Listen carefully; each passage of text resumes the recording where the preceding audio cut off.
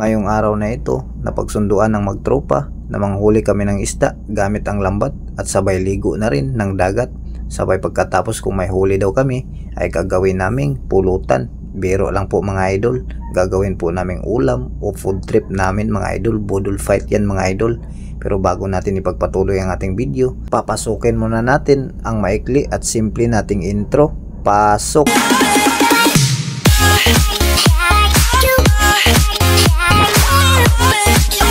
What's up mga idol, isang napakagandang araw sa inyong lahat, Luzon, Visayas or Mindanao at pati na rin sa ating mga bayayaning OFW na nagsisipag ngayon. Magandang araw sa inyong lahat. Mag-ingat po kayong lahat dyan kasi kailangan pa kayo ng inyong mga pamilya, kaya ingatan nyo ang inyong mga sarili. Ako po ay sumasaludo sa inyong lahat. Ngayong araw nga po pala mga idol ay napagsunduan naming magtropa na manghuli kami ng isda gamit ang dalawang lambat.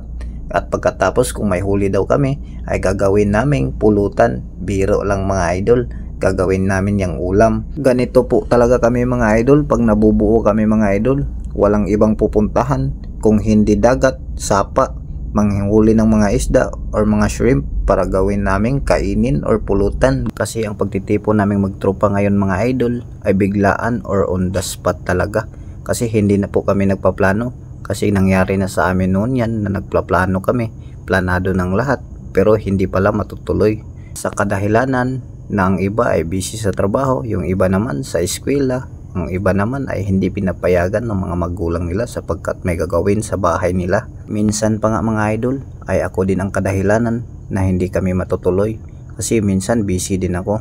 Pero kahit ganun pa man, iniisip na lang namin na dapat kaming lahat ay magkakaunawaan at magkakaintindihan para ang samahan namin ay mas lalong tumibay. Buti nga sa araw na ito ay biglaan kaming naging kumpleto, kaya wala na kaming sinayang na oras at dumiretso na kami dito sa dagat. At yun na nga mga idol, dahil sa pagtutulungan pala namin, nakahuli din kami ng kunting isda at sa tingin ko naman ay kasya na sa aming ulam ngayong tanghalian. At ang ginawa po namin, inihaw namin yung iba at yung iba naman ay kinilaw, kaya masarap ang kainan namin, lalo na't magkasama kaming mga magtropa. Minsan lang ito mga idol, kaya ini-enjoy namin ang bawat isa. Mas maganda talaga kung diretsuhan na, kasi sure na matutuloy na.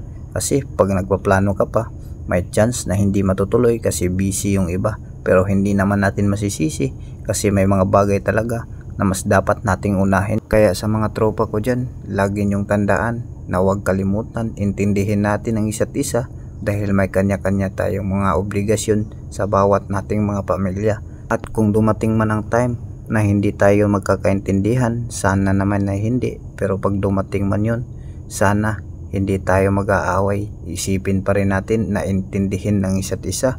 Kung may mali man tayong magawa, pag-usapan na lang natin at wag nang lalaki pa. Kasi ang magtropa ay hindi nag-iiwanan at ito ay nagmamahalan at nagtutulungan. At kung nasan man kayo ngayon, sana nasa maayos kayong sitwasyon at kalagayan. Mag-iingat kayo palagi dyan. Sana pagpasensyahan nyo na rin ako kung minsan ay hindi ako magala-gala sa inyo.